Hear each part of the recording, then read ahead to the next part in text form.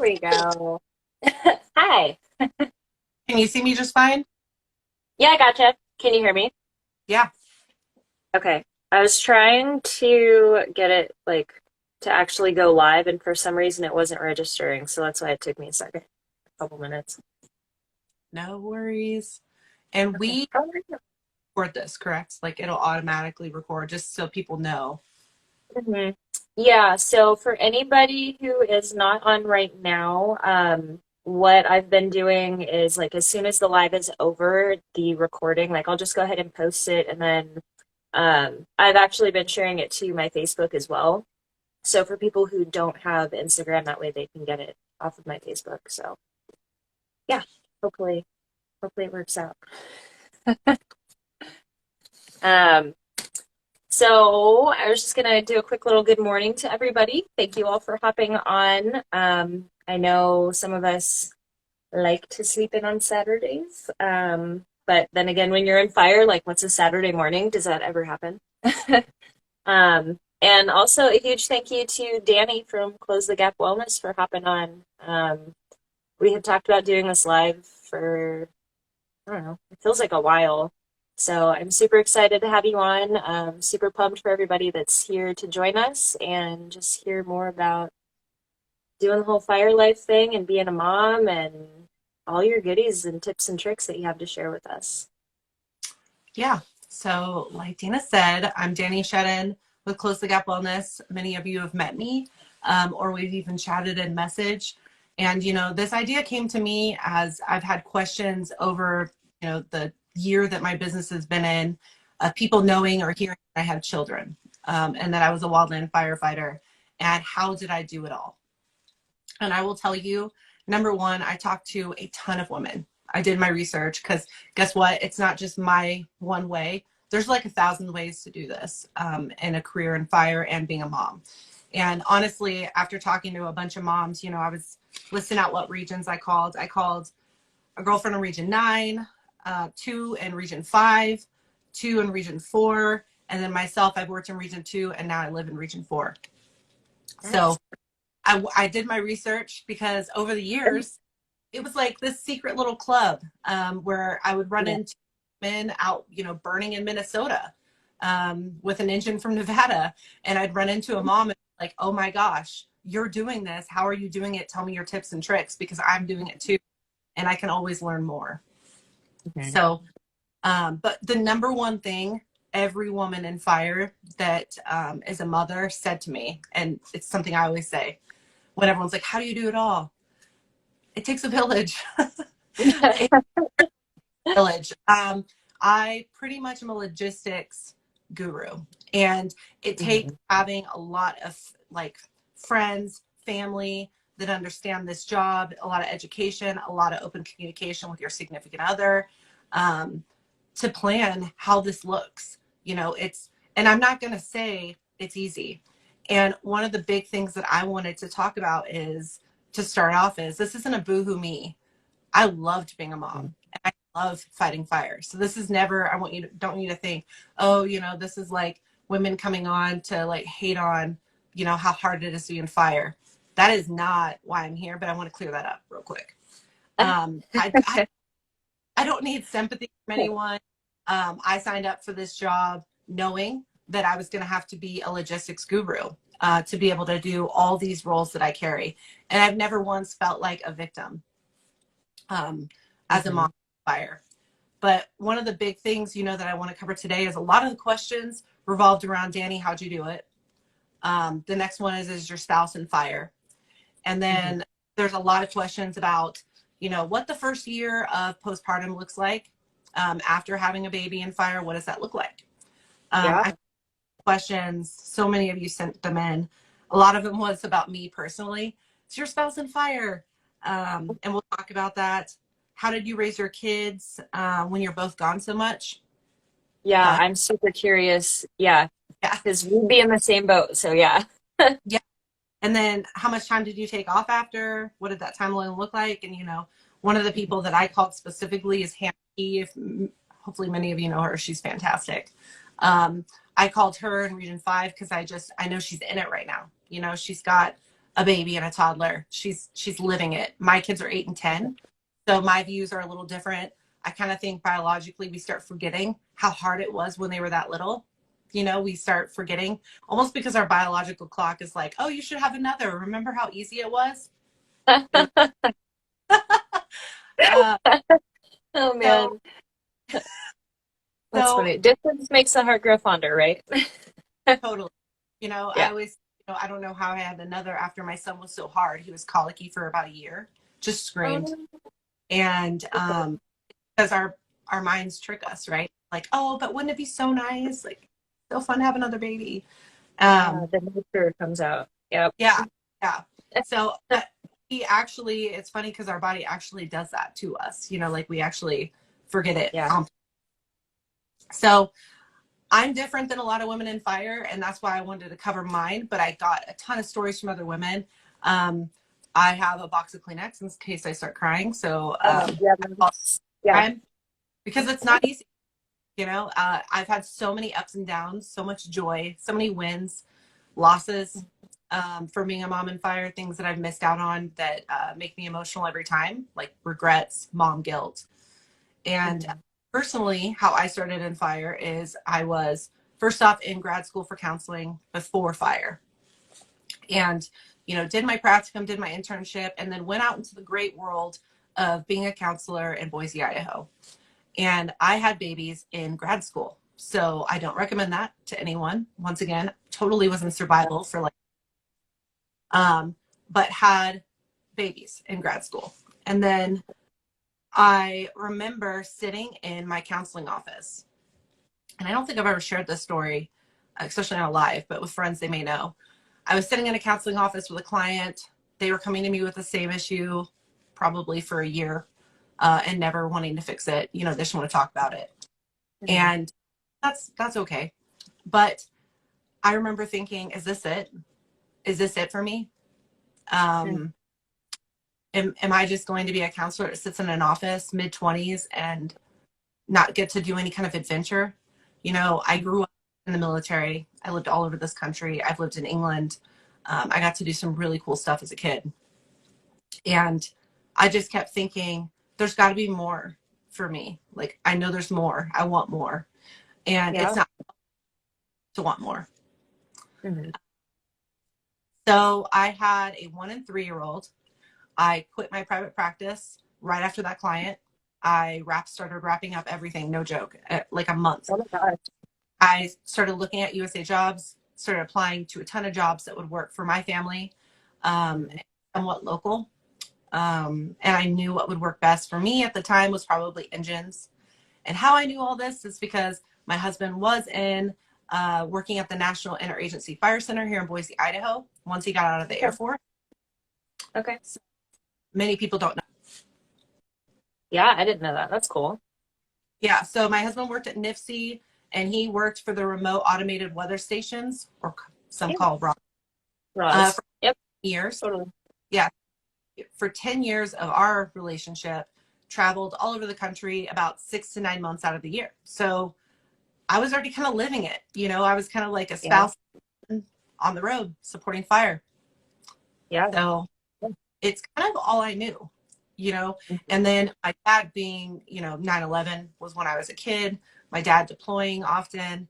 I don't really kind of know what it's like to have a kind of, if you will, a male in the house that's there 24/7. Yeah.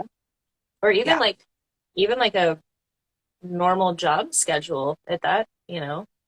No, Yeah. for me, transition, you know what I mean?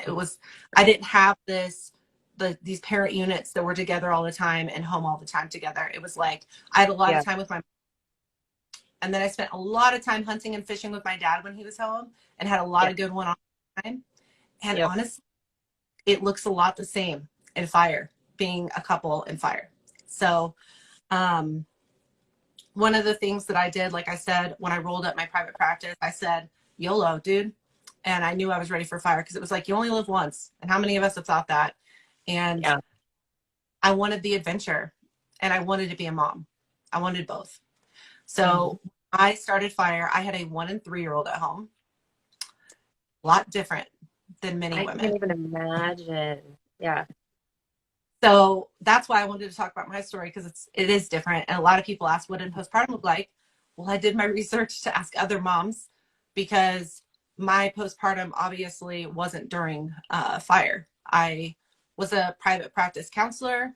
I had a lot more flexibility. I was home. My husband was gone a lot, so I was a spouse of someone that was gone to fire efforts. But I had more flexibility because I was home, and could see clients when I had time. Okay. So now my spouse is in fuels. He actually lives in Nevada, and I live in Boise, Idaho, and he is a fuels manager.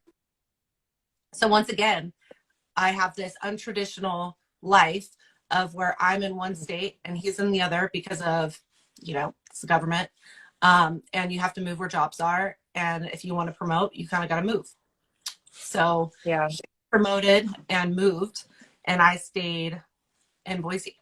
So, I did but not know that, Dani. Holy cow. yeah, like I said, I feel like I should have a gold star on my vest, Yeah.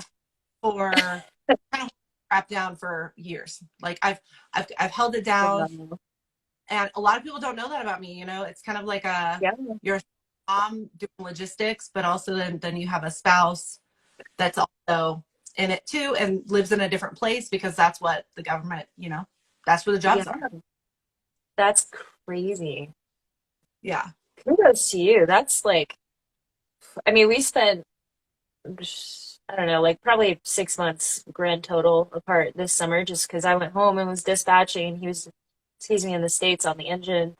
Um, and that was tough. But I mean, kind of like you, like I didn't grow up with the traditional like 9 to 5. Like my mom was a stay-at-home mom, but she ran a business. She homeschooled my brother and I.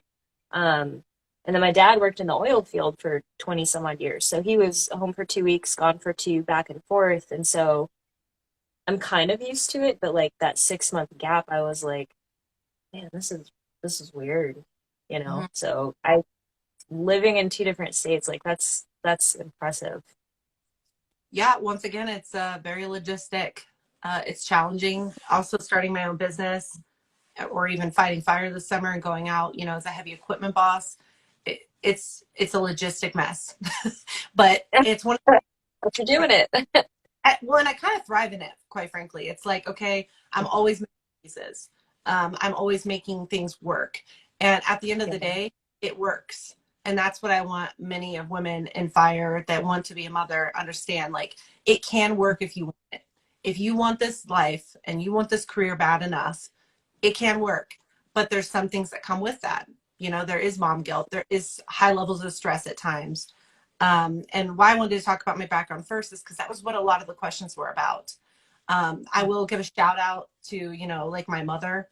She was a great example for me over the years. My dad would deploy. I mean, there's no option there, right? It's not turn down an assignment. And Yeah. she held it down.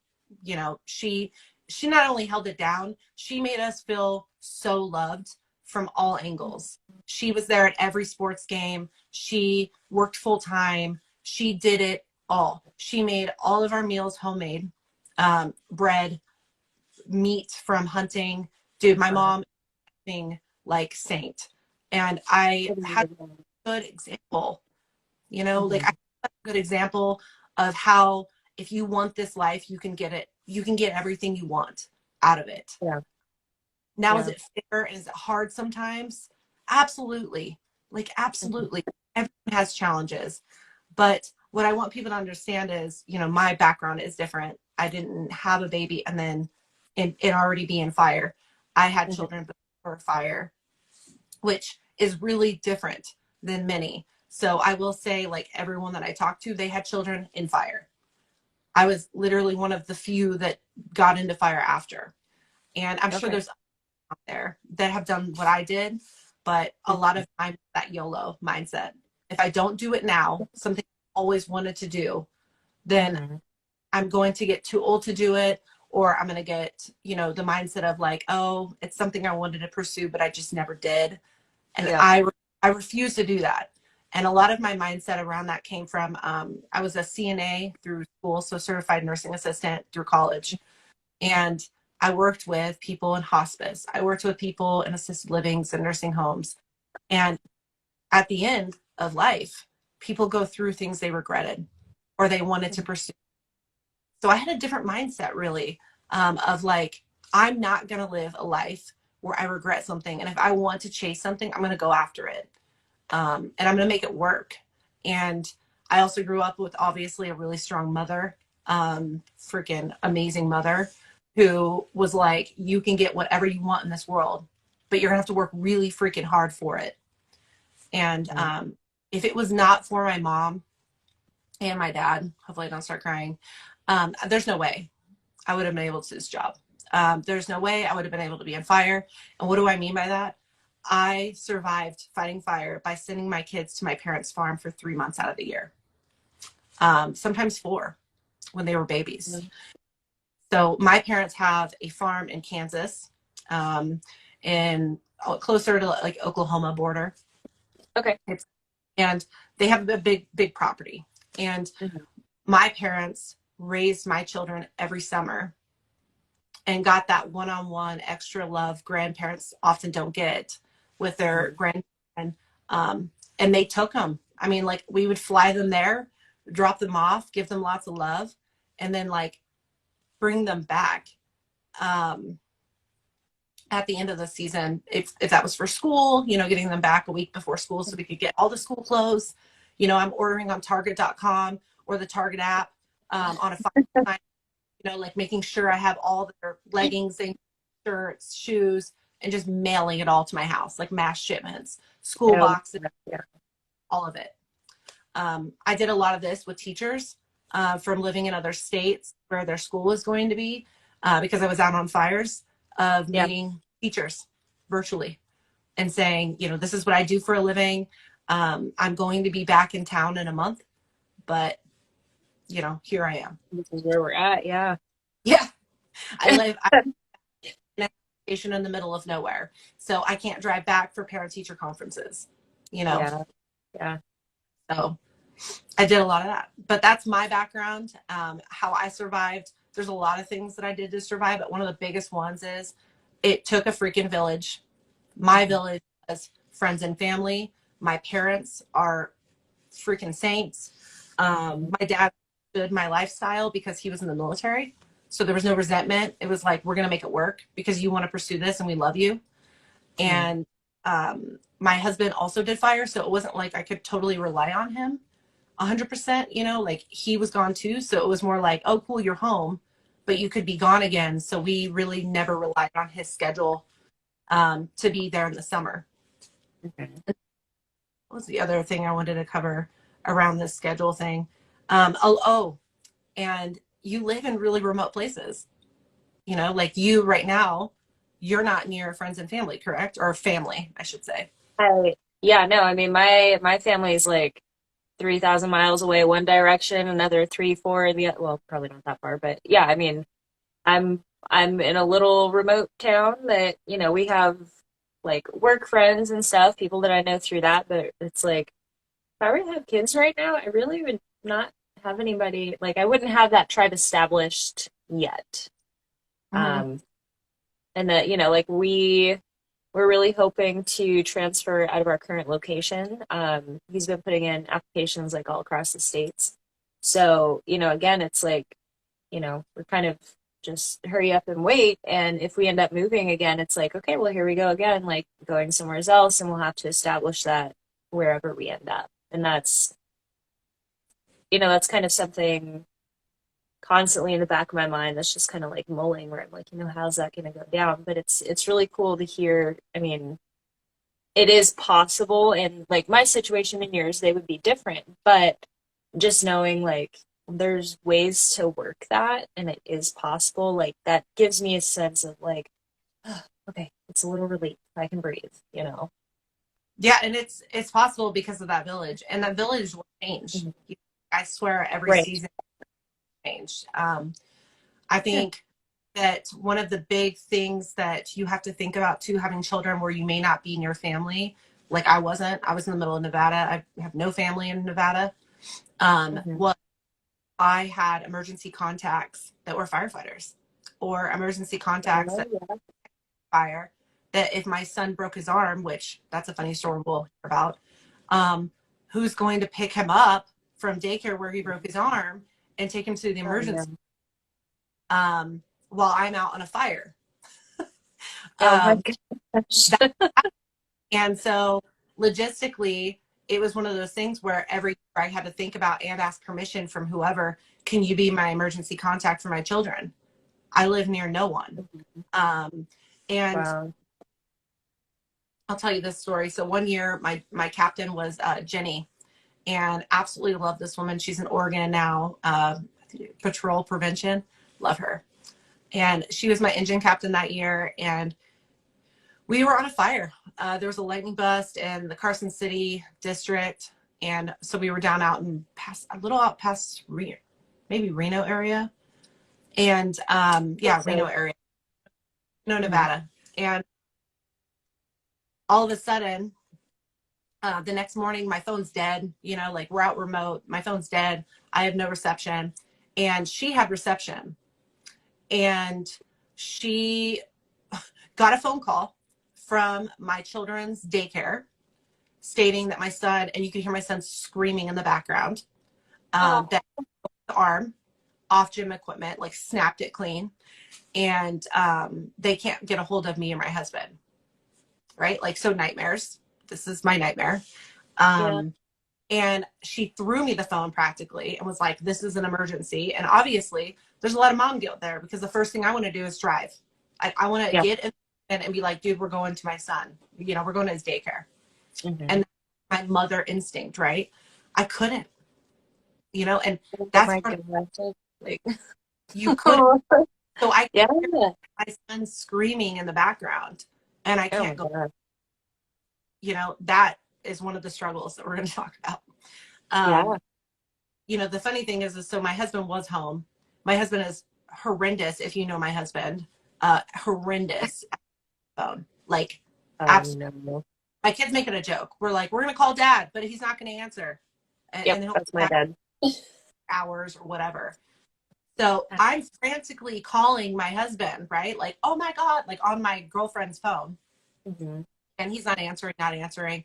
Finally, I call where the district is that we work together for Nevada BLM. And I'm like, someone needs to get my husband. Okay. Like, this is an emergency. I had to like call a main number, right? Instead of his phone, and be like, someone go find him. I don't care what meeting he's in. And he was in a fuels meeting or something, couldn't get out of it. But they found him, pulled him out of the, and I'm like yelling in the phone because I'm furious, and telling Yeah. him, our son broke his arm. He's a mile away from you at our daycare. You need to go get him and take him to the emergency room. Oh, So he's like, oh my gosh. And he, of course, you know, dad instincts kick in. He's like driving. And I like hang up and tell him to call Jenny's phone because my phone's dead. I tell him to call Jenny's phone, let us know, you know, what's going on with his arm, because I can't leave this fire, right? right. When we're sitting on a dead fire, so it's even harder, right? I just want to like go. Yeah. He had a break. He's in a cast. My husband sends me a picture of him, you know, with a sucker in the emergency room and just tears. And he's got like, I'm like sobbing, right? Because, oh, there's my daughter. Oh, hey. I'm sobbing. You want to say hi? I wasn't ready for you, but you can come in. No, Uncle Daddy's put syrup on his shirt. Oh no. So I wasn't, I wasn't prepared for that mentally. Is the big Yeah. thing here. You're not prepared for when emergencies hit, and you're not there, and then that mom guilt that comes with that. Mm-hmm. I wouldn't trade my job for anything. I loved being a mother and fire, but those things logistically, who is your emergency contact? Thank God it was my engine captain. Thank God. Um, because that phone call came and I was able to know immediately because she was on the list, you know? That's And good. yeah. And even more so to think of, we need to be thinking of that. You know, if you're a mother and fire, like who is on your emergency contact that you would be able to reach when you have no cell, or when you are in an emergency setting like that, where you can't leave. You can't get in your engine and drive north and go get your son. And that would have been hours anyways. So, and daycare can't take him to the emergency room for a break. Right. Well, it's kind of like, I mean, obviously in fire, like we have our LCES, and in a way, it's almost like like, I guess you kind of have to transfer that to being a parent as well, like having your lookouts, having your communication system, like all of those things, you have to have that lined up. So that's actually, I mean, that's kind of an interesting thought, just like using the tools in fire and shifting that towards parenting and like your personal life, like having all those things set up. Because, like you said, if you wouldn't have gotten that phone call, I mean, who knows how long your kid, your son would have been like crying in agony, like, hey, we can't reach anybody, bud. Sorry. Like, that would be horrifying. Yeah. It's horrifying because what I would have just showed up home with my son in the cast and been completely unaware of what Right. happened. Right. But yeah, I mean, one of the women that I asked to kind of give me like some writing, I'll be looking at my screen a little bit because writing is beautiful. I mean, I read the women in fire that I know that are mothers, right? That I've met on the line over the years and been like so stoked to meet others. It's the secret club, I swear. Said, I wasn't prepared for this. I was just lucky. And I literally was like, oh my gosh, this is exactly how I feel. You're not prepared for all the things that are going to come your way with motherhood. And you may just be lucky. And it takes a lot of planning for that. What that she said that was so moving to me was the guilt is something I wasn't prepared for. What I put on myself and what others put on me.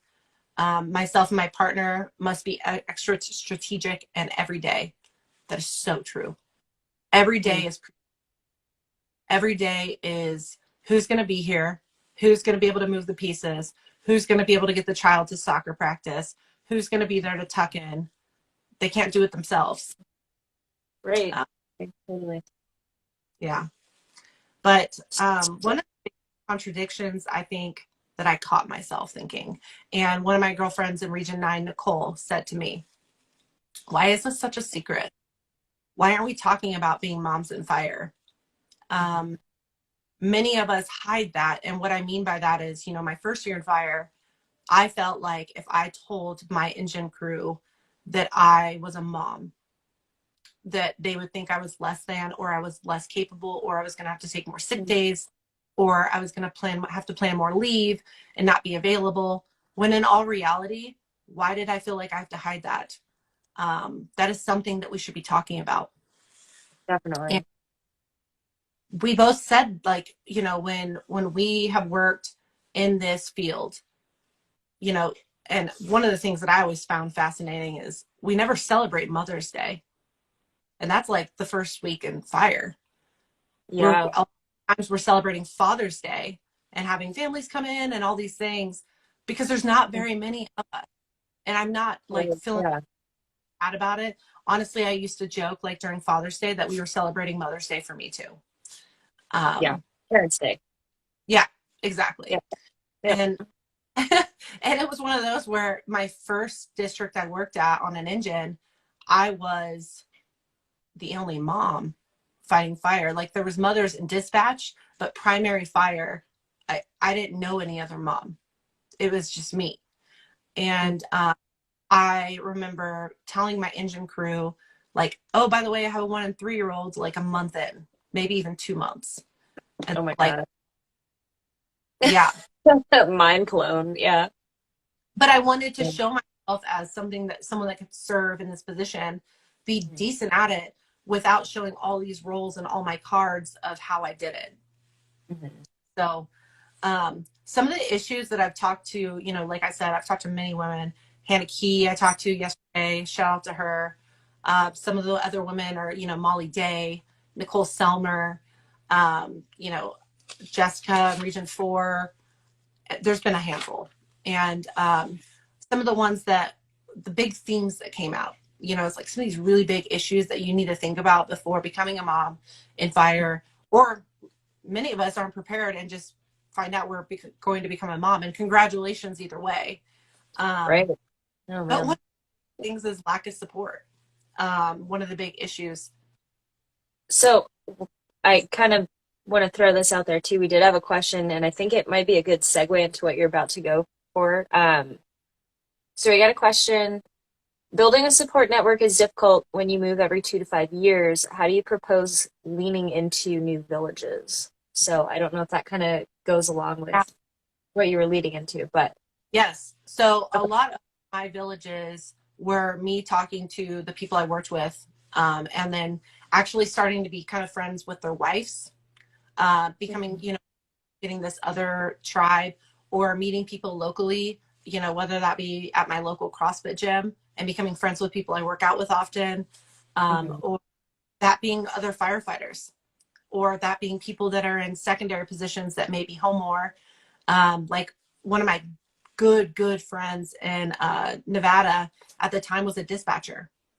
She was Mhm. home. So she was one of those people that like I knew if shit hit the fan, I could call Lily and she'd be there. Like she'd go pick my kids up. She could Yeah. possibly to dispatch because it's an emergency. Mhm. And what I always say is lean in to everyone. Like be Mhm. open with what you need. Talk to your supervisors, talk to your crew. Tell them, hey, that this is really important to me. I'm a mother. These are some of the things that I'm going to need to be able to do this. But the number one thing, growing up in the military, I moved every 2 to 3 years. So to me, building a village every 2 to 3 years is just like that's normal. Um, Okay. Yeah. you know, so remembering how to build a village is really just leaning in and telling people what you need, leaning Mm. in, vulnerable, and asking for support when you need it, asking Yeah. people to contact, bringing your coworkers to your house for birthday parties. My battalion chief, man, he used to show up with his daughter for my daughter's birthday parties. They were the same age. His That's wife, I'm sure in a heartbeat at the time, would have totally come and helped me if there was any kind of need, you know? that's awesome. Yeah. And I think too, I mean, I don't have kids yet, but knowing other moms and not necessarily even in fire, but Yeah. I sense with a lot of mothers that there's so much pressure to, you have to have it all together. You have to have the perfect marriage. Your kids have to be behaving properly. You have to be sharing with all the things, and making the homemade lunches. And like, there's so much pressure as it is that, and again, without having kids, like my outside perspective, it seems like it makes it that much harder for mothers to open up and say, like, hey, I need help. I can't do this. Like, I'm not superwoman. Um, but I do think in fire, because so many people just get that, I also feel like that's kind of the best tribe to have because those people become your family and they're like, hey, I get it. You're out on a fire. Like, I have a day off. Like, I'll go help out with your kids. So I Yeah. think. I think it's almost smart to not take advantage, but like you said, just lean into that community as well and just be upfront and honest and know that it's okay to ask for help and not feel like you have to have everything under Yeah. control all the time. Well, and I'll throw that back, not even if I wasn't even a mother, just asking for help in fire, who wants to do that? Right, exactly. You know what I I mean? didn't. I Everyone don't. everyone wants to do it all by themselves or feel Mhm. like they what they're doing enough to be able to do it, or that it's going to make people doubt their ability to be able to do it if they ask for help. I mean, that is just how we are in this community. Yeah. So I would say though, building support, it's leaning on those mothers, leaning even on like the people on the maybe the crew that you work for, if there's if they're married or have partners with children, lean on them, build that community. It's so important to also know the people that you work with. Mhm. And I'm not saying best friends with all of them, but man, if you have something that's, you're related and that you're both parents and maybe their spouse is a stay-at-home mom, and I'm not saying like abuse that, but what I am saying is like maybe they're a good emergency contact. Maybe they're one of those people who move to a new state or place that you can like make friends with. Um, Man, mothers are mothers are amazing, amazing human beings, and to to take on a role of being responsible for these children and, you know, and other people's children, if you marry, you know, having children or you adopt children, whatever way you become a mother, man, freaking huge shout out, because that is a role that many of us are not prepared for. There's no book to being a mother, and honestly kind of like fail and then just like adjust. And many of us do that even in a lot of things we do in life, but you kind of just like kind of have to fail forward. And the same building support. My first year in fire, that support wasn't amazing. But my second, third, fourth, fifth, I started knowing what I needed. I started getting more about advocating for myself. Like, these are some of the things that I'm going to need. These are some of the pressures that I'm going to have. These are some of the things that, like, when I'm an IA resource, possibly I'm going to need a mom in the local area that's going to take my kids overnight. Who is that person? You know, start thinking about that. I'll bring you one in like 10 to 20, okay? Is it going to be on that computer? It will be on this phone. I'll see you in just a minute. There's only 2 people. It's just me and Dana talking, but people are watching. Yeah, but Yeah, we'll figure it out. Okay, so one of the other things that I wanted to say, She's so cute.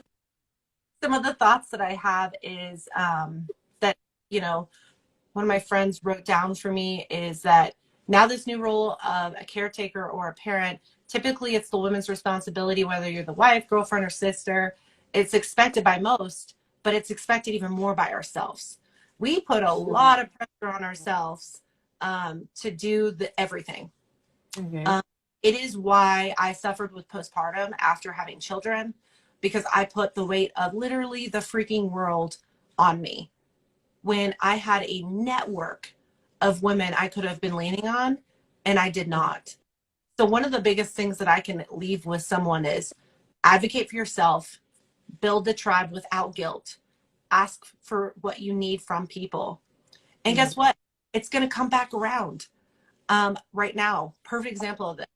So when I was out this summer, and I travel a lot for work, you know, I teach all over. I was telling my husband, I think that I've taught in 16 states in 6 months. I travel everywhere this summer. Yeah. And I love it, right? I love it. This is something that I value is travel, and I love educating people. So I'm stoked to get to do it. But like I said, I'm a logistics guru, and many women in fire that are moms are. So one of the things that I've had to do is, even my son's 5th grade teacher was also my son's 4th grade teacher. We love her. She will reach out to me and be like, hey, today's a parent teacher conference day. Can you watch my son, Tucker, which is my son's best friend? And I'm like, no problem. Like, I'm home. Or my brother here, you know, and he's able to help out, or my husband's actually home in the state. So we make it work.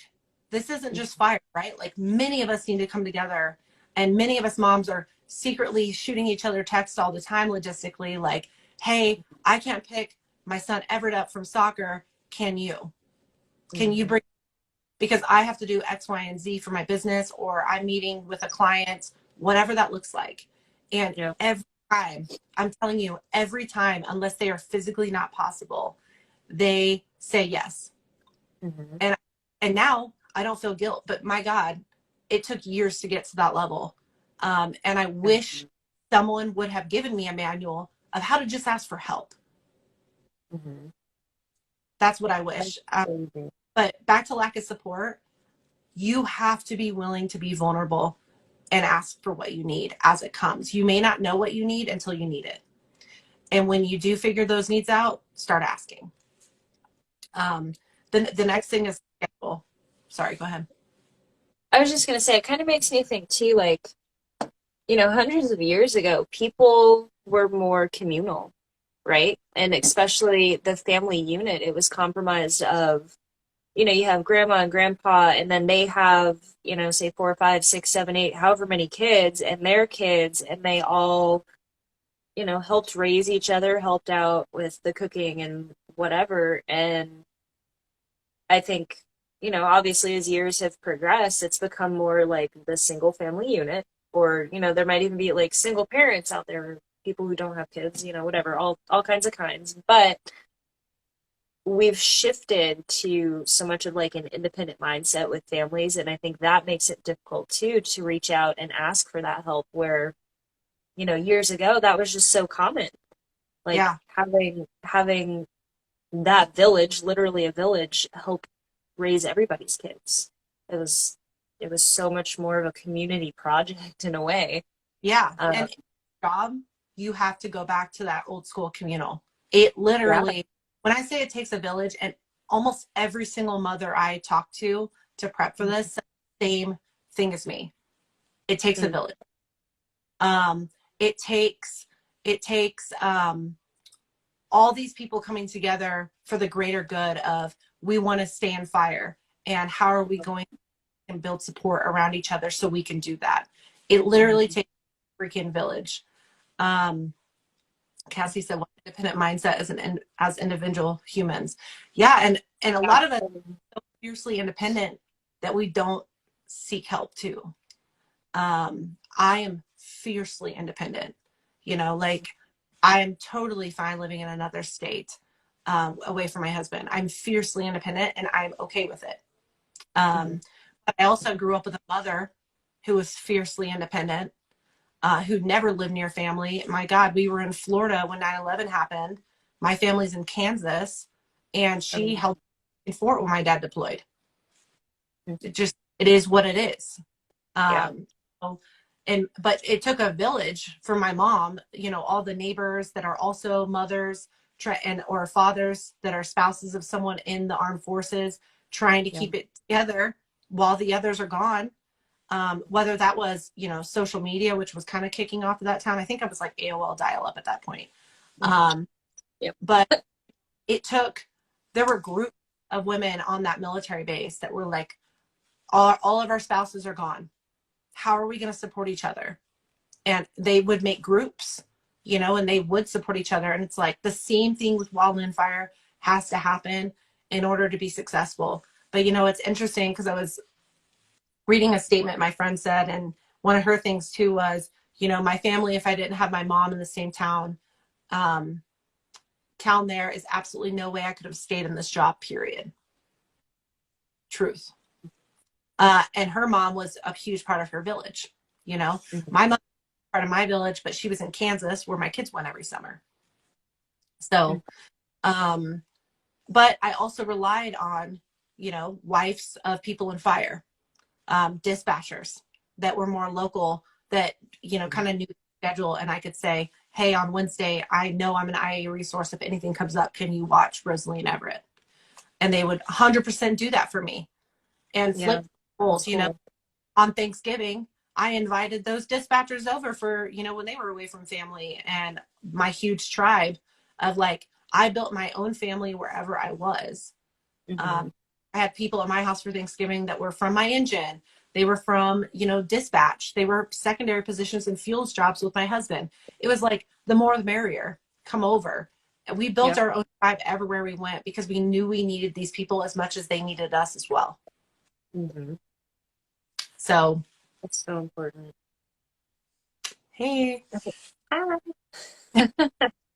um, the big thing here, though, I think that I hear a lot from moms too, is the schedule.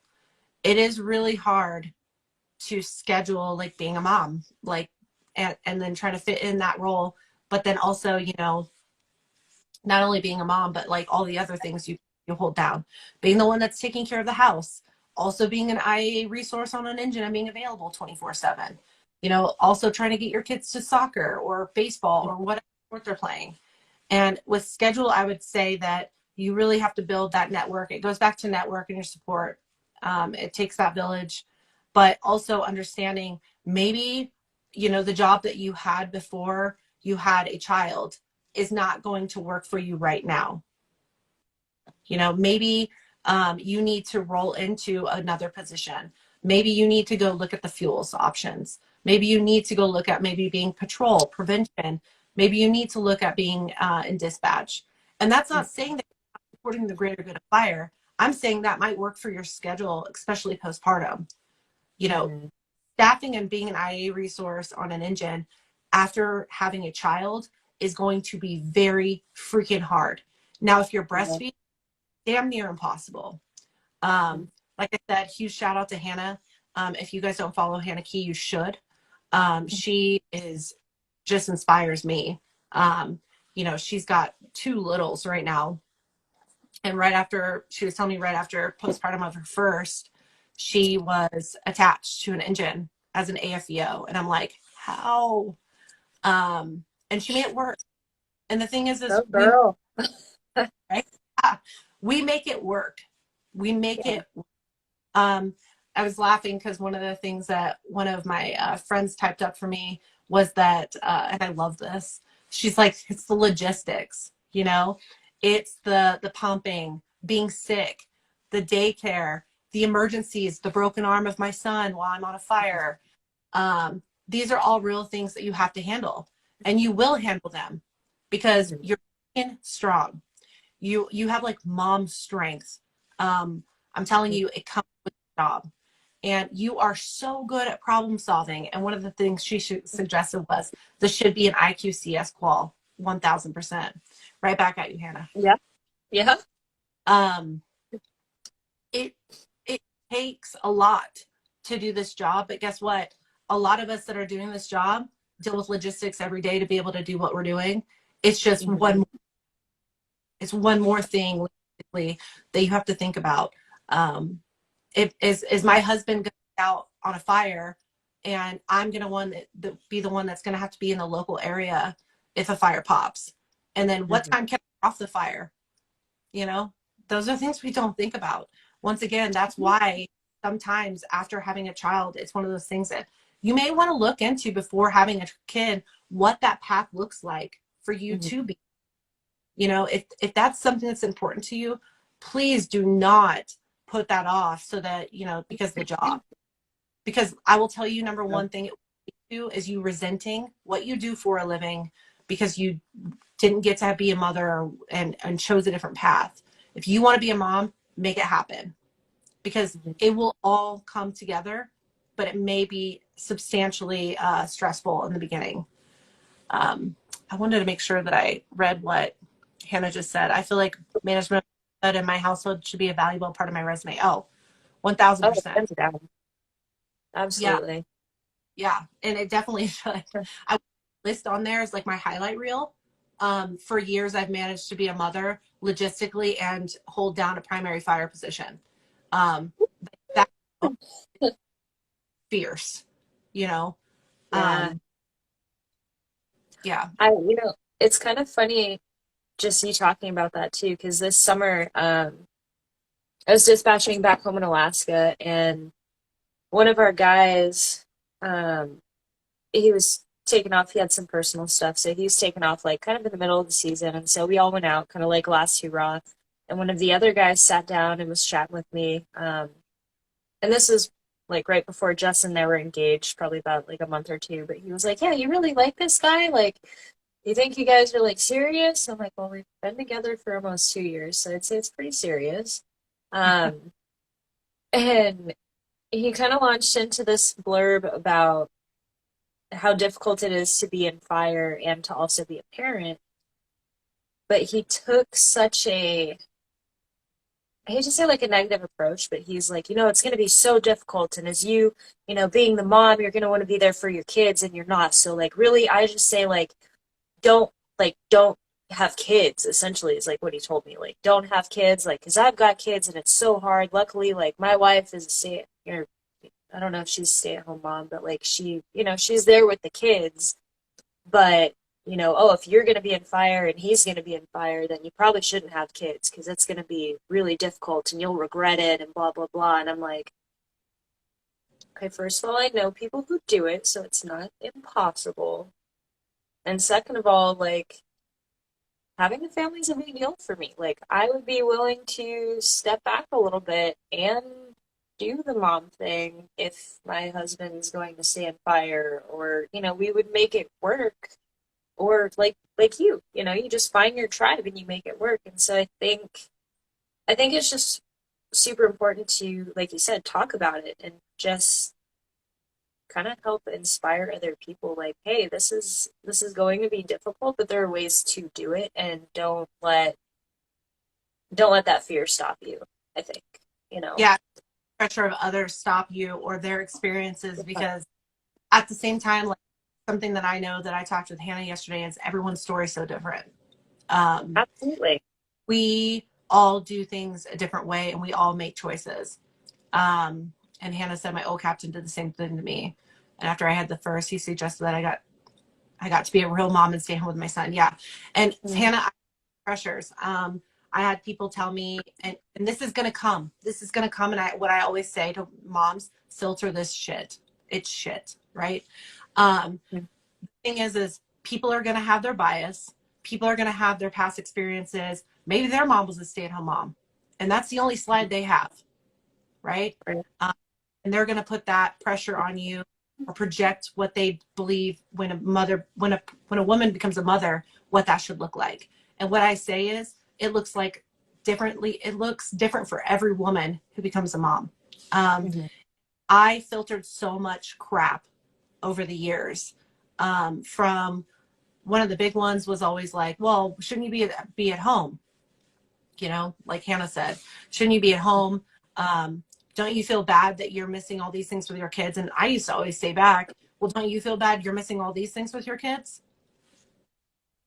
You know, like once again, why is there this contradiction there?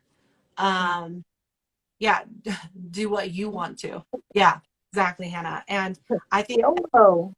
yeah, and you know, I think that it took me being a freaking strong woman, and many of us that I interviewed being a really strong woman, to be able to go up against that and say, no, this is the path I'm choosing. And I have no remorse for it. And this works for me. This works for my children. This works for my family. And hold to it. And going back to the other thing, it's no one's business. It's no one's business how you manage all your stuff logistically, all your roles. It is no Yeah. one's business to do that. And however it works for you, it works. And Mhm. who am I to judge what you have to do logistically to make that work for you? You know, one of the things that I have, and this is my office / guest room that I'm in right now in my house in Boise. My brother lives with me. He is a mechanic in Boise, and housing is outrageous. And honestly, it's like a gift that he would even want to live with me. He's my little brother. If I leave, you know, to go teach across the country, um, he can pick up the slack behind me. Not only can he pick it up, he loves it. He gets to spend time with his niece and nephew. You know, he gets to have all this time that my kids will always remember, having their uncle close to us and being able to support. Like I said, it is different for all of us what that looks like. Um, and that leads right into childcare. I think one of the big issues, on top of having all these outside pressures, whether that be from leadership, whether that be from other counterparts that work with you that have their own bias that they're projecting on you, that once again you need to filter. The next big issue is childcare. We have a unique job, and one of the things that I love that one of my friends said and wrote to me was, let me see if I can find it, but it was something about how we have, wait, we are not paid enough to cover daycare, and our daycare needs are very specialized, period. And when a supervisor agency doesn't recognize the flexibility required to be a mother and firefighter, you are screwed. 1,000%. 1,000%. I mean, this job doesn't pay enough usually to cover childcare unless you're working and you're traveling and you're making that extra money and overtime. Yeah. You've got to do that to be able to cover that daycare. I mean, I was thinking about how much I paid for daycare, for after school care, for full-time daycare when they were littler. I mean, that's in the thousands, you know? I only brought home, you know, a couple thousand. So sometimes what you make is going all to daycare on base pay. That's something you need to think about. Do you got me? So I do. I had something that came up. I had to get out of the way. Sorry. Um, But yeah, you got to think about that. Where's your money going? And is it worth it for you to stay in this job and knowing that daycare is going to be expensive for a while? mhm. That's something about. I had an interesting conversation with someone the other day, or maybe it was like a podcast I was listening to. I don't even remember, but it was just the whole notion of as firefighters like that, or people that work in fire, like dispatch or whatever it is, like that becomes so much of our identity that we kind of like we can't put that aside and like be something else. So I think it's important to realize, like, while we are fiercely like proud to be in fire, it's also okay to be like as equally proud to be a parent and to prioritize that. And so, if, yeah, like Hannah says, 2,000 a month for two kiddos, that's like a paycheck, and Paychecks when I was a GS6. yeah, yeah. I mean, if that's, I don't know, it's such a hard line because it's like if you're trying to pay for daycare, but everything that you're making is going straight to daycare, like how do you handle that? That's a big, big thing. Um, I mean, Work-life balance my ass. Yeah, I mean, I hear that a lot, unfortunately. yeah, and I mean, I think that a lot of it comes down to this is a choice if you want to stay in this job, and you don't have to. There's lots of choices, right? And as a mother, your life will change. Um, you guys are young. Yeah. Thank God. I mean, I'm telling you, one of the ways that I survived being a mom in fire was being able to FaceTime my kids. So I can't even imagine. Like, I can't even imagine in the 70s and 80s what that was. But yeah, I think that going back to, it's a balance, it's a choice, and you have to realize that there may be some sacrifice on your end. But honestly, I would say the majority of the women that I interviewed and talked to, it was like they love what they do. There was so much purpose higher than them, for this job. There was so much love for this job that it never felt like, oh, I have to leave because of childcare. You just make it work, you know? Right. Some Yeah. people, that's awesome. Some people have free childcare because they do live local. Mhm. I had that. I never had family local, but what I did have is my family who I shipped my kids to in Kansas every year, my parents. So I was on Bear Divide. Awesome. Um, yeah, so my parents were a huge support and I didn't have to pay for that. But I will flip that. My parents did work. So I had to pay childcare while my parents were at work while they were in Kansas. So I was paying money. I mean, I was paying a lot of money in flights to bring them there and back as well. If you think about if you're only Oh making yeah. 2,000 a month after tax on base pay, if you Mhm. had a bad summer where you did a lot of money or overtime, was it even worth it? And these are things that I used to think about all the time. But it always came back to, I love what I do and it was worth it to me. And one of the things that my friend Molly said, and I loved it so much, was she talked about pride and, the benefit and a gain part. One of the things I love when she said, when my kids say what I do, or my kid says how much what I do and how much pride she says it with, fuck, there's no better feeling. Plus, when things get stressful hard, I have all kinds of stories, examples of how to get it done. Not many moms or dads can tell their kids the stories that we can. 1,000%. Um, I feel like we have a unique way of being like, okay, here's a problem, and here's 50 ways that we can like handle this problem and give Right. our kids. Problem solvers. I Yep. mean, it was so funny. I was talking about, and I'll refer to people that are outside of fire as more like civilians because I have that military mindset. And Sure. so people that are civilians, they may get a flat tire that ruins their whole day. Me, I'm, at home with my kids, we get a flat tire. I pull over and I'm like, okay, let's get all this stuff out. Like, you want to help mom? Like, let's get it pulled over to a safe spot. Let's change the freaking tire. And then we're like back on the road. I'm not like, oh my Yep. God, like we have to call, AAA and do all this stuff. I'm like, all right, let's get some solutions. We need a new tire, let's get what we need for the tire. Yeah. The Yep. that my kids always make fun of me is, I usually have a gallon of water on me in my car. I usually have an Oh, emergency, absolutely. I have flares. I have a first aid kit and it cracks them up. Jeopardy. My mind thinks different because of this job. Yeah. So, Yeah. And then Hannah said, I love this. I love that my son introduces me as a firefighter mom. It's pretty rad. Yeah. So yeah, I think I think that it goes back to pride, loving what you do, but then also knowing your loved ones love what you do too. Like you Yeah. may, like, we're servicing you bleed green. Your children bleed green with you. Let me tell you. I brought home a smoky keychain from the Bridger Teton from yesterday. And I drove yesterday home from Wyoming. I both gave them a smoky keychain, and my daughter goes, "Yes, more smoky stuff." And I'm like, "Yeah, it's so cool." Um, so they love the job as much as we do. And Hannah said, my job prepared me for motherhood. It's so true. It's so true. My trunk is ash. Yep. Oh man. It's Yeah. funny. I think mine kind of stems from being born and raised in Alaska, but yeah, definitely the trunk with like all of the stuff. People with like if I ever have anybody that for some reason gets in the back of my I have a Toyota Rev, they're like, why do you have like oil, you have a tarp, you have and there's like a box. It's what you Mm-hmm. do, you know? You have to be prepared. Well, and civilian life, or even a mother that maybe doesn't have that experience of being a wildland firefighter, they may not think of anything like that. It's like, well, you just call your insurance company, you get a free tow, you take you to a tire shop, they'll change your tire for you. AAA will come side by side on the highway and change your tire.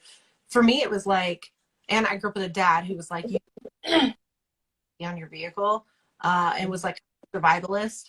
But I also will say this job prepared me even more so to be a better mother, even more so to be better at problem solving. Grad school could not even teach me that.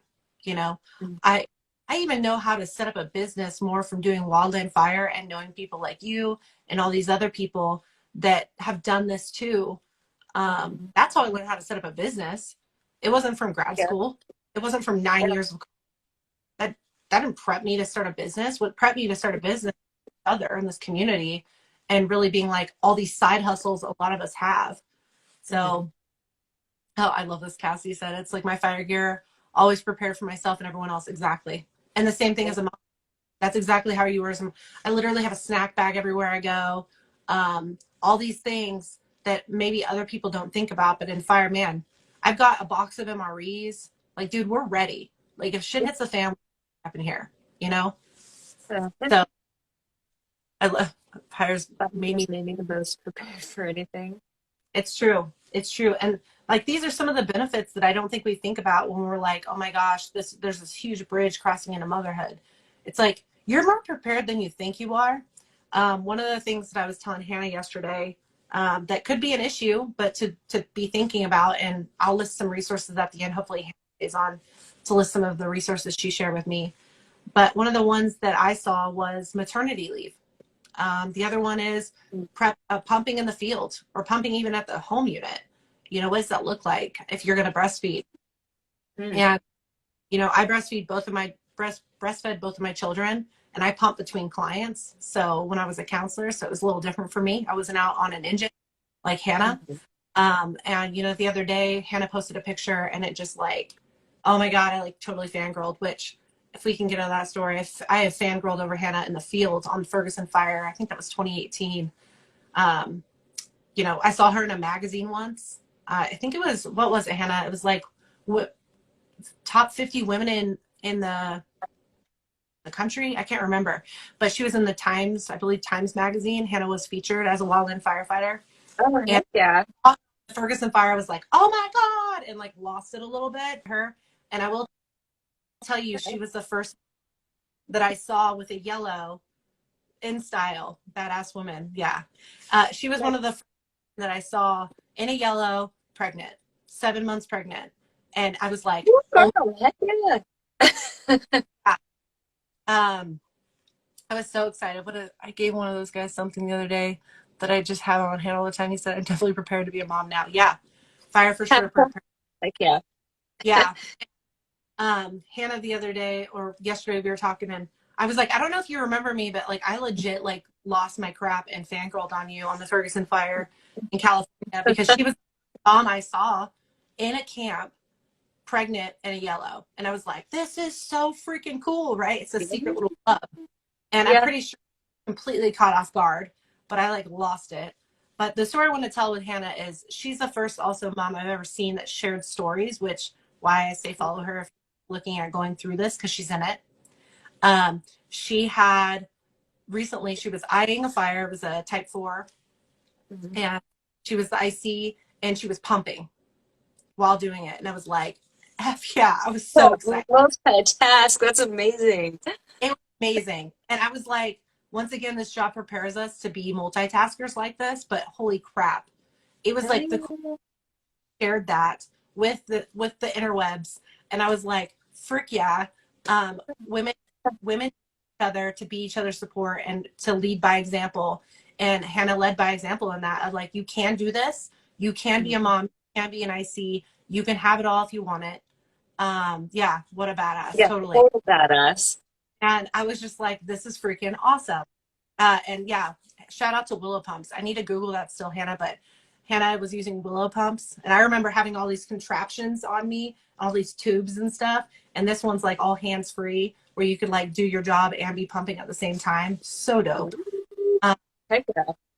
yeah. So, and the other thing, that I've talked to lots of women about is maternity leave. And I didn't realize, and hopefully I don't get the date wrong, that October 1st, 2020 was actually the first time that women started getting maternity leave paid for and covered, and paternity leave for fathers for 12 weeks.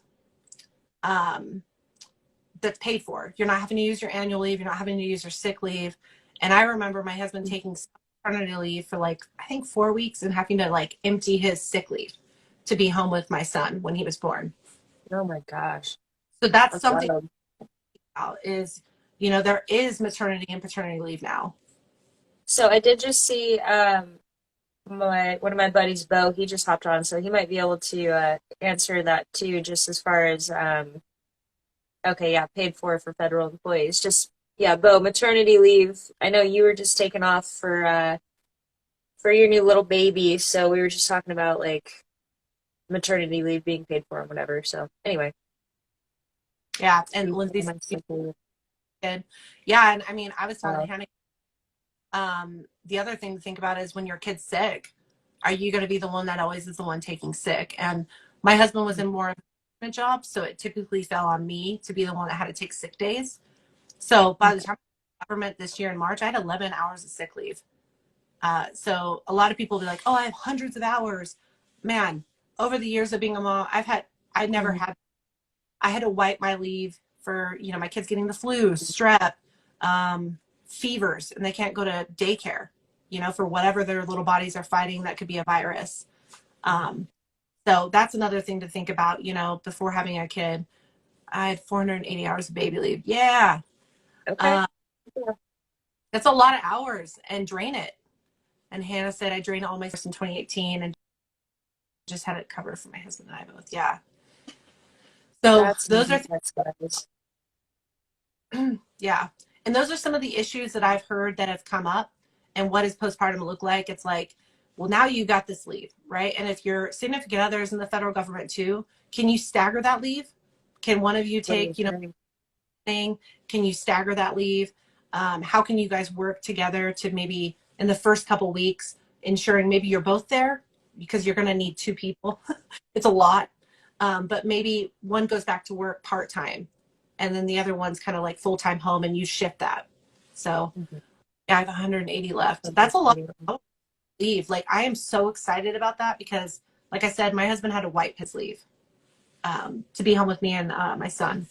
So, what else did I forget? The other issues that I've seen come up is the balance of quals. So what I will say, if you are a dual career, which I know I am, you are, you're a dual career in fire. What I mean by balance of quals. So there's a lot of reasons why, if you're a mom in fire or a father in fire, why there may be resentment that leads to that. Because if you're not taking turns on whose year it might be to be home more with the kids, so you can work on, I don't know, your IC4, or whatever qual operationally that you have going. You really have to balance that. You have to prioritize whose year is it. And what do I mean by that? For years, I had to kind of step back and be like, okay, I can work on this qual on our home unit without having to leave. But next year, to work on this qual, I'm going to have to be able to leave district more. And so you have to be creative. A bank comp credit to take time off for kids. Yeah. Yeah.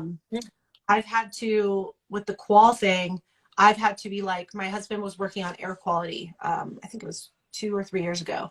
So it was like, this year, I'm not going to leave district. You go work on that air quality, go out 3 or 4 assignments, get punched.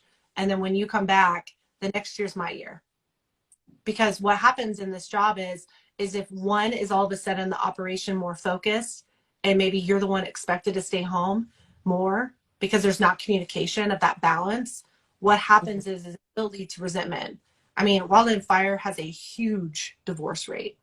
So one of the things that I'd love to lead with is, man, have an open communication. If you're entering this thing of parenthood and it could be messy, you need to be able to communicate, whose year it might be. Which quals are you working on? Which quals are the balance that shit? It's possible. And me and my husband legitimately preseason would be like, I want to do this qual. I know one of the ones that he wants is planned section chief. Okay. Maybe I won't be going out as much. This summer, I went out only when my kids were at their my parents' house.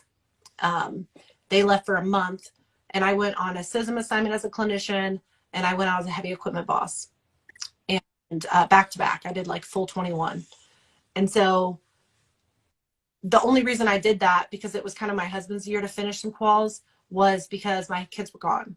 So I had this one window in a month, I think it was the month of July, to do anything I needed to do, to work on any of the quals that I wanted to work on. And so that was my priority, was that one little window. But the rest of the year, I knew I wasn't going to be able to go out as a heavy equipment boss unless I went back east in November right now, December. So shout out to my East Coast people. If I get to come out there as a heavy equipment. But I took windows. I took seasons of when I could go work on quals. And you've got to think like that, because if you don't, it will lead to resentment. It will lead to this imbalance of even responsibilities. One of the really good conversations I had of this imbalance is, maybe it's assumed now that you're a mother that you're also going to be like Betty Crocker and be home. That may not be a role that you want to do alone. You need to talk about that, right? You need to share the load. You need to share responsibilities with each other so you don't lead to resentment. For a while there, I remember, I was the only one doing laundry. I was the only one cooking. I was the only one cleaning. I cleaned the house, all these things while working full time, while taking care of children. And it was like, this imbalance will eventually burst. Yeah. It will show in your relationship. I promise you that. And it's taken, lots of conversations, lots of probably tears, and lots of fights to get to a point of that balance. So find a way to go progress together with your career. Find a way that you both are moving up in your career without resentment, making sure that both of you are priority. Just because you're a GS6, he might be a GS12, which is me and my husband. I'm not a GS6 anymore. I left the government. But when I was a GS6 this year and he was a GS12, it was like, okay, now it's my turn to kind of like work up. Like, how can I work my way up in my career so that we're both progressing and I'm not stunted at this GS6 level and he continues to go up the chain, right? These are all things to think about, because that will lead to resentment. If one person's career is progressing and you're expected to stay back, there's going to be issues. Right. So Lindsay said, my husband and I constantly are balancing assignments. Yep. And I definitely struggle with missing out on opportunities when it's his turn to get out. But I've realized there's always another opportunity. Yeah. Same, Lindsay. And I want people to know that ahead of time before you approach motherhood. This is going to happen. You have to take turns. I think that's really important too, just to bring up, because a lot of that revolves around communication. And I think, just from my observations, there's so many people who don't communicate those kind of things and let alone think about it. I mean, that's huge in itself, but just being upfront and saying, hey, this is what I would like, or hey, how can we work this out? I think that's huge in order to make all of that work. So that's a really good point. I'm glad you brought that up. Yeah, and I don't think that you realize it's going to happen until you're in it. And I'm sure Lindsay, Right. Hannah, Yeah. you're in that. I'm sure many of us women in fire that are moms have been in that situation where there may be an imbalance and it's led to some issues. Or you finally find the way of getting that balance, taking turns, taking assignments. That is totally me and my husband. And support your partner's job. Yeah. And that's from both sides, right? Supporting on both ends. Even without kids, it can be hard. Yeah. 100%. Yes. Even just dog was hard. When my husband was a Ross tech, it was gone. And then I was wanting to go travel, with friends or go camping, wanting to bring all the herd of animals we had. We had 3 adopted dogs from the local rescue. So I didn't want to bring my whole animals before I had kids anytime I wanted to go. But Hannah, yeah, Blonde's had a lot of work to get through it. Yeah. And that's why I think talking about this, finding other mothers in this career field, talking about some of the issues, the struggles is so important. Why we're here. Some of the tips and tricks that I've captured from a lot of the women in this, I want to kind of shift to that because those were some of the main themes. But some of the tricks I have, this is from women, right? Like I've collected a lot of information. One of the ones that I love that Molly told me was, my advice is to work hard, fight hard, challenge yourself and get yourself the quals you need to be independent, 100%. Work on those single resources like me, heavy equipment, where I have a little bit more flexibility, where I see.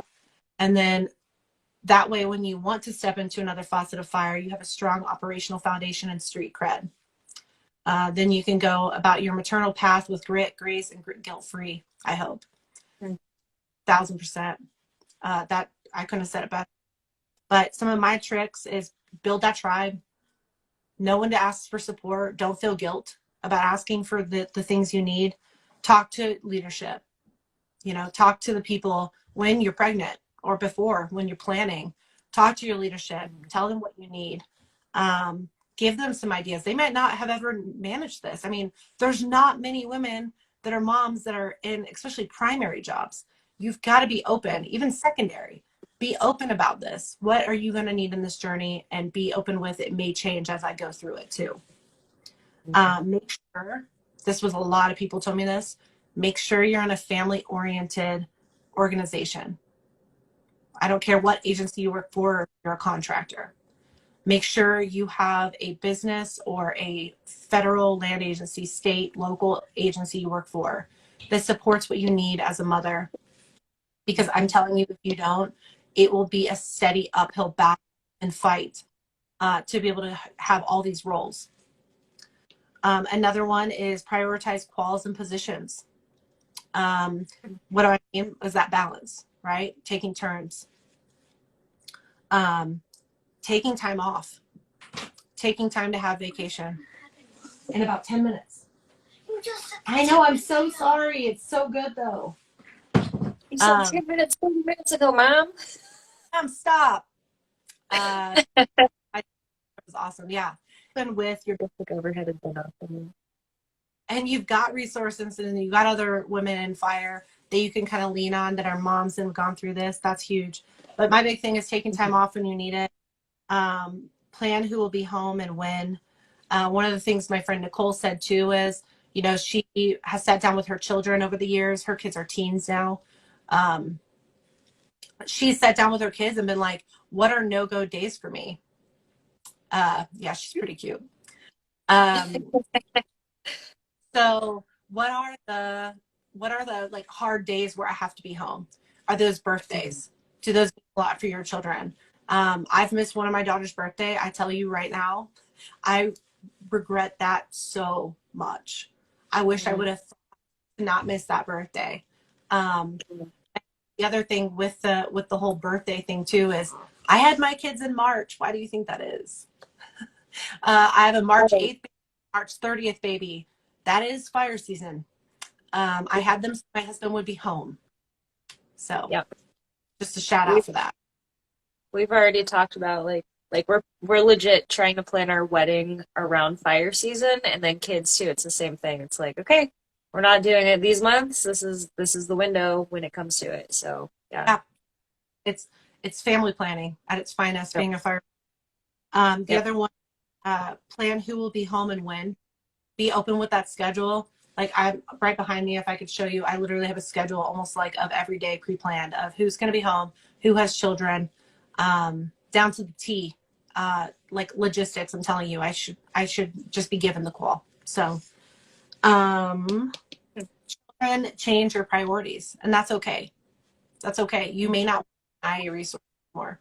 You may want to look at other positions out there that still support fire, that still bring you love and purpose in this career. That's totally okay. You know, no one's telling you there's this linear path. You know, this is the only way to go, and you may have to redirect your career. I wrote that down. What I mean by that's the same thing. You know, you may have to go do something else that you never thought you would do for a while. You know, shoot, I even had surgery. I had like a sinus surgery and had to, not had to, I got to go be in dispatch for 90 days.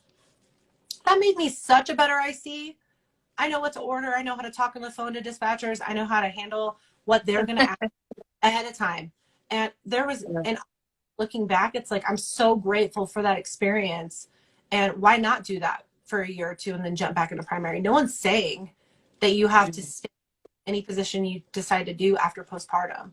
No one is saying that you can't step away from primary for, you know, a year or two or even 3 and then jump right back in. Yeah, there might be a learning curve, you know, when you've stepped away from even using the radio maybe out on the line or being an IC, but it will come back. With practice, it will come back. You are superwoman in this. So, and then I want to say what she said. I would add to that, get your fertility tested or find trends. Yep. I know for me, it took a long time post pill. It's hard to plan that. Lucky for me, I'm due in March also. Yeah. Awesome. Congratulations. Yeah. Yeah. I've actually seen a bunch of women post recently that they're pregnant. I don't know if you've seen the same thing. Some of the people that follow Close the Gap Wellness, but I'm like so stoked. There's like this new wave of moms in fire coming up right now. Hannah's leading the way. Love. That's But yeah, actually. go ahead. I was just gonna throw in not. I mean, this honestly could be a whole other talk in and of itself, but I think that in itself is also really important too. Like being on the pill and then getting off the pill, trying to get pregnant and whatnot. I mean, like I said, that could be a whole other talk, which would be awesome. Yeah. But I think, you know, all of that and like the stress or the whatnot, haywire, crazy stuff our bodies go through in the job and trying to get pregnant, like all of those things. Like I know somebody, Whitney, a couple years ago when I first met her, she was like, yeah, I've been trying for a long time, haven't been able to get pregnant, had a lot of stress going on, was like on the line in dispatch, blah blah blah, and then like somehow she was able to finally get pregnant. And she was like, we have been trying for years and years, and it just so happened that like our schedules lined up and now we're gonna have a baby. So I think that's really important to just like Yeah. taking care of your body, you know, making sure that your body's ready for that when you're obviously ready for that, you know. Well, and I think like I said here, taking care of your mental health and your physical health. If you're highly stressed and you're in a position of just like complete stress, it's probably going to be a little bit more difficult to get pregnant.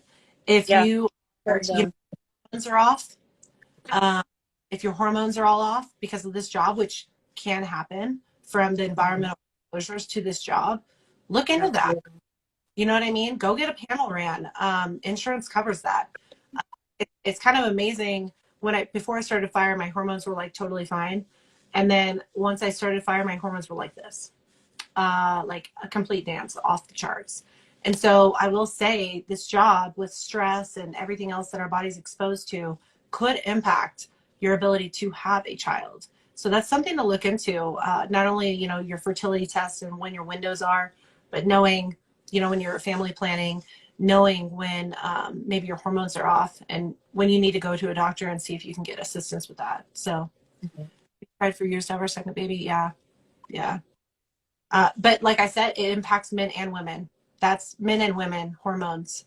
That's one of the things I teach about when I go out is how this job can bodies, um, like physically, actually physically. But I That's so think interesting. it is. Oh, the other big one, my tip, be involved when you can. Mm. So what do I mean by that is I may not be able to coach my son's soccer game, but I may be able to provide snack and cheer on the sidelines when I'm in town. Today it's soccer tournament day, so I will be doing that after this. Yeah. The other thing is volunteer at their schools. Make yourself seen when you have those moments where you can, right? Seasonally, get to go, teach about what you do. I think one of my kids' favorite things is when I get to bring a bunch of smoky swag from work and go to their, to the work and they get to try on my gear and talk about, all the cool things, fuels and fire. And it's kind of cool because my husband's in fuels and I was in fire and still go as an AD. But we can come with these two hats and talk about the full circle of fire and, the good things in the That's back. so cool. So be involved. But what were you going to say? I'm sorry. Oh, my head's already thinking ahead to like, hey, we should do another one of these lives and go over these topics, blah blah blah. But we'll get to that later. Yeah. So I think that I covered a lot of the struggles. And of course, I'm not going to be able to cover them all. And so many people gave me, I'm telling you, like, I have like full statements from people of how they were a mom. And it's so good. I could probably do this. But the big ones that I want you to think is there will be mom guilt. And what I will say is that is a personal journey to tackle that. I still feel mom guilt. I still regret missing my daughter's birthday, you know? I still have moments where I wish I was able to make like a choir thing at school or a sports event and I had to miss it because of the job. But I will say at the end of the day, my kids are always so proud of what I do and where I worked and, the cool things that we've gotten to do over the years. Man, they've got to live in some cool places. I've lived next to the Colorado National Monument.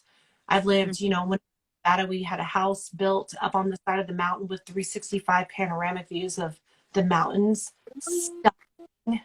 Yeah, like our home was beautiful in Winnemucca. And then, I got to live in Boise, Idaho. I've lived in two different homes here. So in their, short lives, they've gotten to live in some really cool places, gotten to go hiking in some cool places. They've gotten to meet some really freaking cool people. My daughter, and I'll ask her because we'll see what she decides she wants to be today. But typically what she says is she wants to live out of a van. Who does that sound like? She wants to live in a man van is what she calls it, like one of those Mercedes vans. She wants to take photos, some sick photos, what she'll say, and sell arts and crafts now and then too, and just travel it around.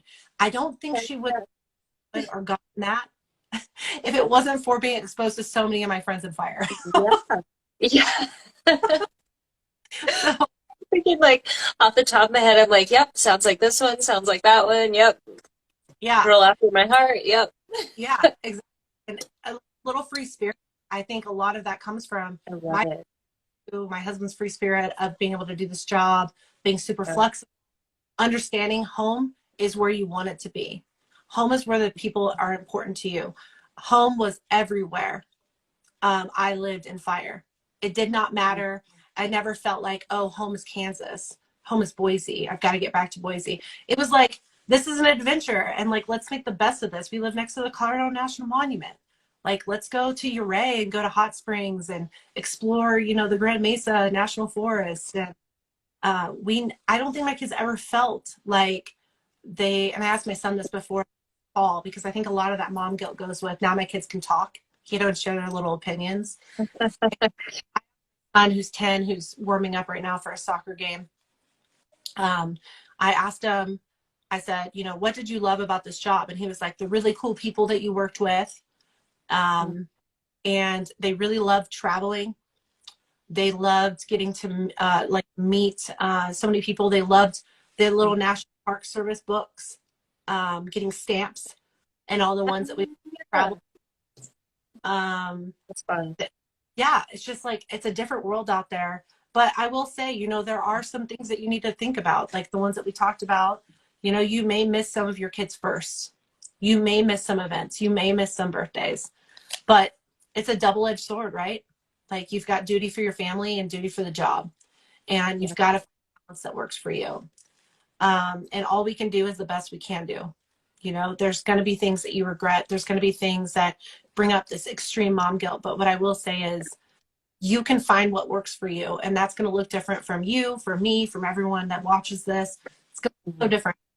But I wanted to bring in Rose if there's not anything else. My daughter is Rose. She's 8. I don't know if anybody's got questions. I mean, I'm just here to help kind of tag along. This Yeah. is your show, my friend. And I'm so glad that you're running this with me. Rosalie. I think she's coming. Just so everybody knows too, this girl was very excited about coming on, so Do you want to stand next to me or do you want to sit in my lap? So this is Rosalie. She, my 8-year-old, she knows no other life besides mom and fire, right? Mhm. Mm-hmm.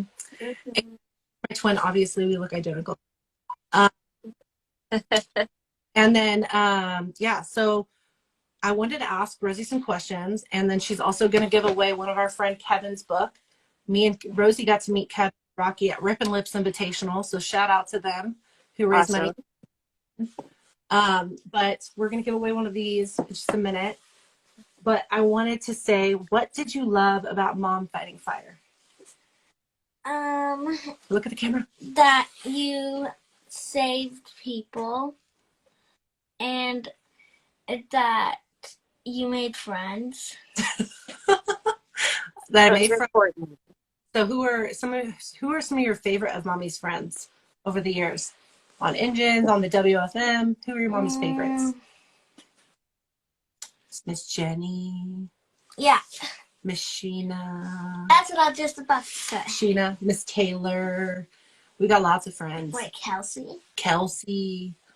Do you think it was cool? Do you think it was cool that Mom Fought Fire? Did you go around telling people? Yes. What did you think was the coolest part? That you saved people lives. How about the engines? What did you think were cool about the engines? That they had hoses. They had hoses. Yeah. So did you think it was cool during parades to get in them? Yes. What? Bro, That's awesome. Other kids and candy. Mm-hmm. Yeah. Fun. Oh, you want me to do it again? Okay, cool. I don't know, but have you met a lot of Mom's friends, and who are the ones that have like come over for like Thanksgiving? Things like that. Sheena. Sheena, okay. Taylor. Sheena's an AFMO for the Forest Service. Taylor's what is she? A fire planner. Miss Lily, dispatcher. Mm-hmm. And then Shane Poo. Shaney Poo. I don't know where he's at now. What were some of the favorite things that you loved about traveling and moving to Nevada, Colorado, That I got Idaho? to meet new friends. New friends. And new places. New places. What did we get to do in some of those new places? Learn about them. Learn about them. And go to different schools. Make more friends. Make more friends in all the different places. So last big question. Do you think Mommy's job has messed you up? No, it made me better. Why did it make you better? Because. Are you like a little resilient thing that can talk to anyone? Yes. You made me learn to be tough and all those things. Exactly. So what I will say is, I know that many times, and what I hear from a lot of moms, especially wanting to become moms, is that we feel like we may mess up our children. I want you to know you're not. I want you to know that you can have this, and that you can do this career, and that you can have strong kids, and it will bring so much to their lives. It'll bring so many life skills. Rosalie, I'm pretty positive, can talk to a wall She can talk to anyone. um, she overshares at school about what I wear, you know, all these things. But she is resilient. And I think the same thing when I was growing up in the military, I was resilient. And like Hannah said, you can do it all. It's possible. And I want you to know that it takes a village. And Rosalie has had a lot of people that have babysat, watched her. Huh, Rose? I want to do it again. You want to do it again? Mm-hmm. She misses having babysitters. It's pretty funny. But I will say that you can do it all. And I wanted to bring Rose on to show that. One of the things my 10-year-old son said was, which was just so cute because he's super quiet, introverted. He was like, I loved getting to go meet everyone and traveling. And he was like, and it made me more open to talk to new people and not afraid of different cultures, like getting to meet people in different cultures, getting to meet people in the country. And I had the same experience when my dad was in the military.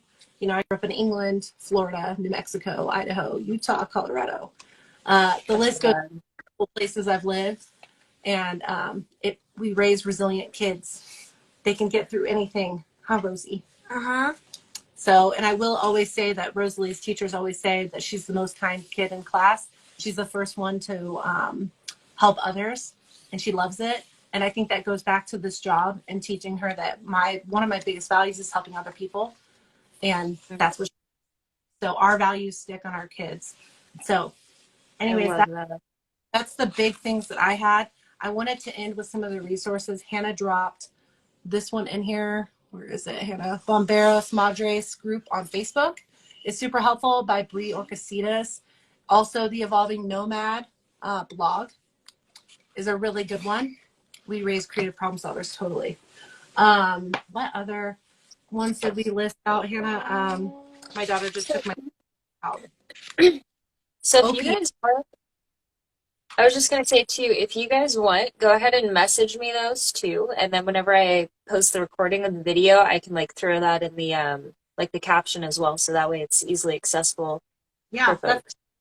big shout out though, because once again, it takes a village, and the Wildfire Women Facebook group is huge. If you're on Facebook, or even if you don't have one, create one just for this. The other one is that Bomberos Madres group. Brie, if you've ever heard of the Evolving Nomad with Brie Orcasitas, she's fantastic. She is raising a little one as well. OPM, know your rights. Know that you can breastfeed for a certain amount of time after. Learn what you get for maternity leave. Yep, Hannah, get to know your rights. Message me, and Hannah's been through it, so Hannah's a great resource.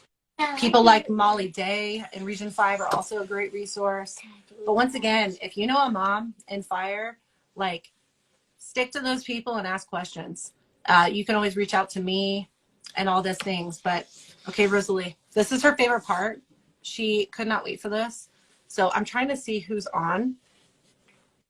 Can I see who's on? Can you see who's on? Yeah. I don't know if I have like a list. Let's see. I don't know either. I have a who's watching. Yeah, who's watching? So, Rosalie, do you want to help pick? Yeah. Okay. Go up. I can't see. I was gonna say, I'm not sure how you planned on doing the whole giveaway thing as far as picking. So, well, Rosalie, do you want to just look through the names of who's on here? So, there's a bunch of people. Do you want to pick a name? Which one do you like or we could pick a number and then count down. 1 through 10 or 1 through 9? 8. 8.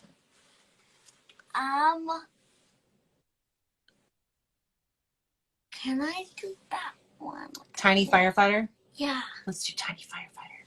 Uh-huh. Okay. So reach out to us. We are going to send you a book. Right, Rose?